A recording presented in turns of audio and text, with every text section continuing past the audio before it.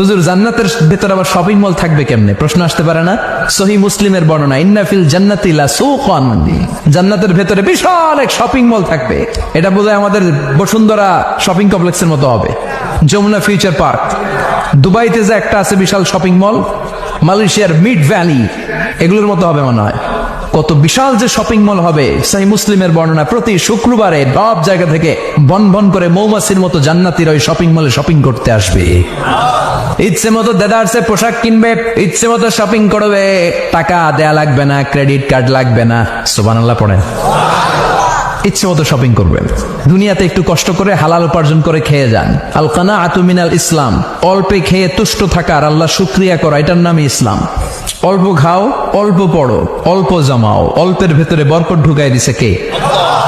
অনেকে দেখবেন অনেক খাই খাই নাই নাই করে, এটা যাদের স্বভাব তাদের কখনো বরকত হয় না। অল্প খাবেন, অল্প পড়বেন, আর হালালের সাথে সম্পর্ক করবেন।